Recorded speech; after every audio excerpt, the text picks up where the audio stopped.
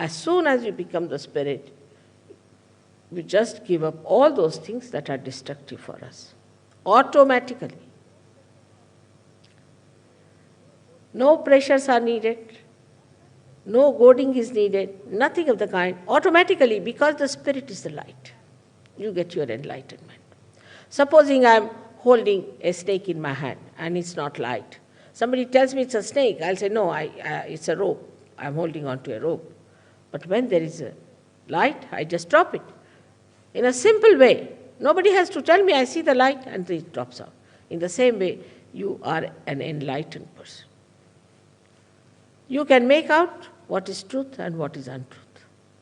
For example, you see someone, even from Indian jails, some people who have just come out of jails, they don't know what to do with themselves.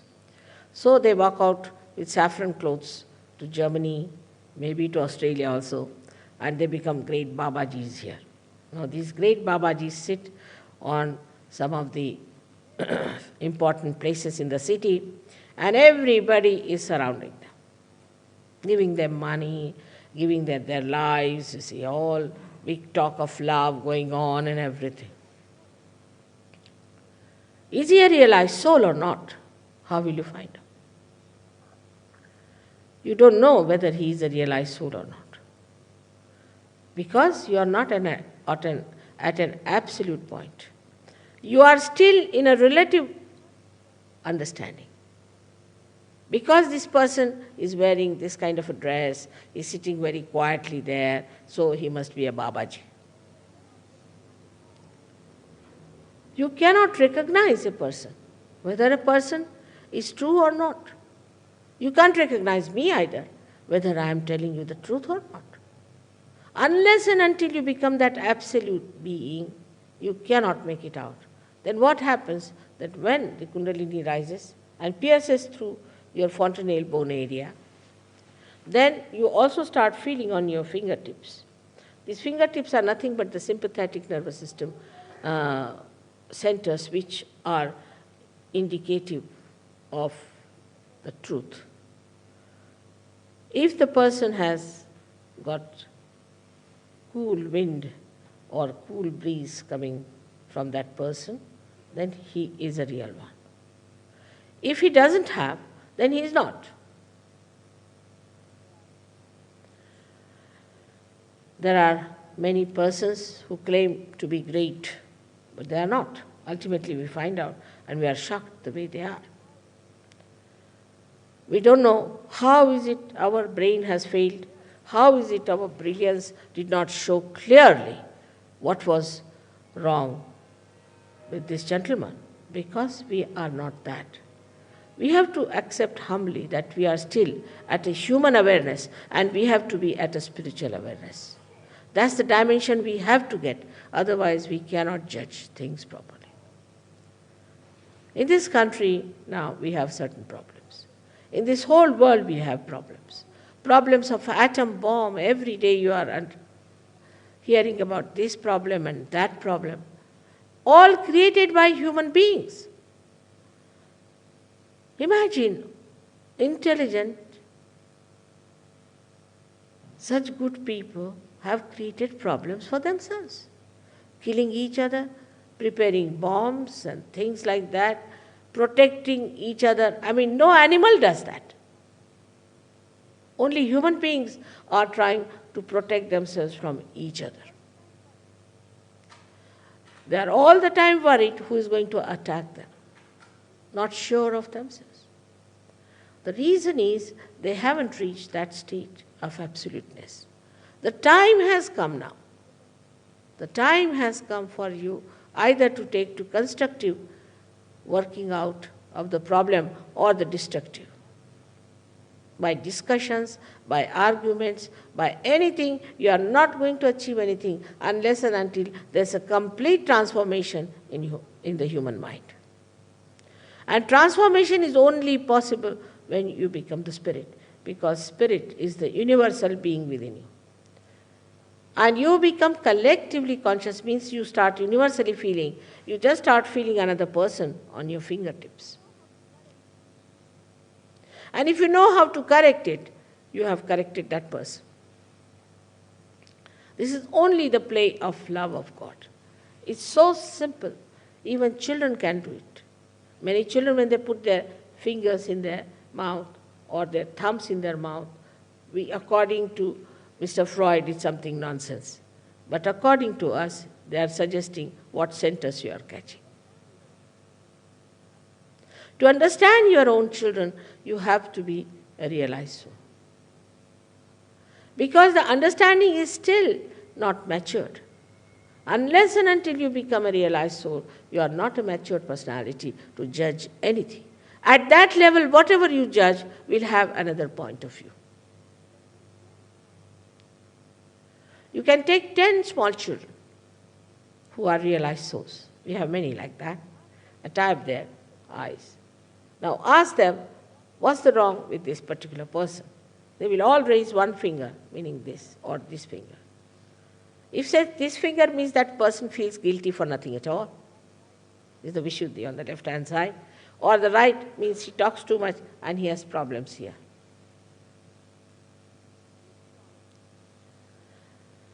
This knowledge becomes your own. This is one of the powers I have described to you, that you feel the collective consciousness within yourself. Whatever you achieve in your evolution is a living process. It is not a dead process. It's a living process by which your central nervous system can feel what is around you, what is within you. What you call the parasympathetic nervous system gets activated.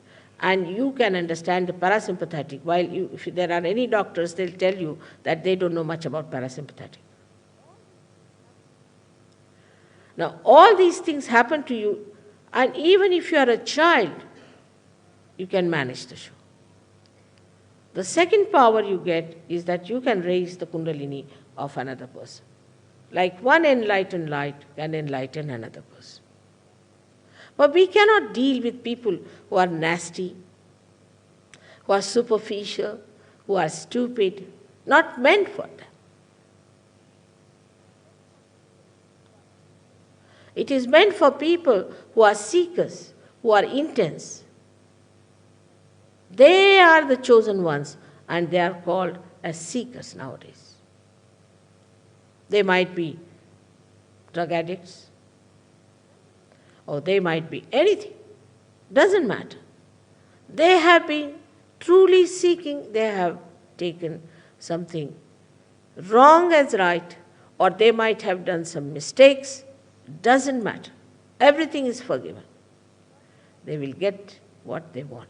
Because they have been intensely seeking, truly wanting to be the Spirit.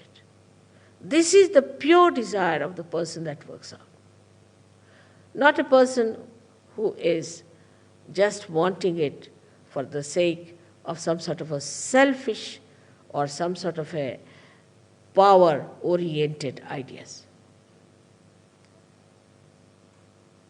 Now the third power one he gets is this, that a person becomes absolutely dynamic. He works very hard, he never feels tired. He can do things which he has never done before. I know of somebody who has never done anything artistic. Suddenly he started painting. I know another one who has never known what is poetry because he is a chartered accountant. He has been dealing with money all the time. Suddenly he started writing poetry, that too in Urdu language, which is such a difficulty. Such dynamism one develops. Apart from that, you develop a special feeling of oneness with others who are realized souls. Friendship and fraternity are such a rare quality that you have never seen such people. Even those people who go to fight in the war and all that, they don't have that love and that pure understanding and pure relationship that you find among the people who are realized souls. There was a girl who had realization and she went to Sicily. Another one was a diplomat. She had a realization from Rome. She went to Sicily. And they were sitting in two corners of one restaurant. And they looked at each other and they felt the vibrations. And one got up from there and she asked her, do you feel cool breeze in your hands? She said, have you got realization from Shri Mataji? She said, yes, I've got it. And they just hugged each other. And they were so very happy. They said, Mother, such happiness and joy we have never felt with anyone. Such security, such help.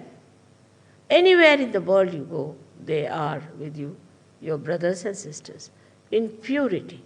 They don't want anything, without any lust, without any greed, just feeling of oneness. Such a race has come up now in Australia, thank God. We have so many ashrams and we have so many people, and Australia is growing very fast. Australians basically are in the land of innocence itself.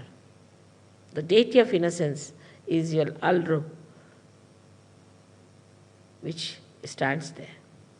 And the people of Australia, I found, have a special blessing of God that they get realization. Very fast, they keep it up, and they grow very fast. We have other people also, I must say, that Italians and also people from Austria. They are doing very well. I would say that English are very good because you have to work hard with them. If you work hard with them, they can come up well. So from all over the world, from 14 nations now, we have people coming to Sahaja Yoga. You don't have to pay anything. How can you pay? I mean, you think of one thing. It's ridiculous, again, that people think that you can pay for everything. Now, if you have to, say, sprout a seed, how much will you pay to the Mother Earth? How much money will she take for that kind of a thing? This is one thing people don't understand. Anybody who asks for money, anybody who lives on the money earned in the name of God cannot be connected with God. You cannot earn your living in the name of God. You cannot. It's a simple thing. It's sinful. Of course, now they told me when I travel, people have to spend money. I mean, I can spend myself. By God's grace, I'm all right. But supposing I was in the condition of Christ, then people would have paid for his air travel. It's all right. Doesn't matter. He need not pay for your salvation. Air travel you can pay. It's all right. But he doesn't need anything, does he? In the same way, I don't need anything. What I need is to see that many people get their realization that they become their spirit. By God's grace, it is working out very well in Australia. Australia surprisingly has worked out so well. And I'm sure that these things will work out today also here in Brisbane. The another good thing about Sahaja Yoga is that you settle down with good marriages. We have had 71 marriages last year. And out of them, 100% they are successful. And they have beautiful children. Very beautiful children. And very sweet lives they are leading together. It is surprising how from the muck of that nonsense that was there, the ideas of destroying the whole humanity, how these beautiful lotuses have come out. When I see that, I forget that there are so many more have to come out of it. It has to work out. There are so many who can receive it and become the lotus flowers to make the whole universe fragrant. It's a work of few years more, I think. I am sure lots of people will get realization. But those who do not want, those who are adamant, those who do not want to have the blessings of God will be judged, because this is the day of judgment. I hope today most of you will get your realization.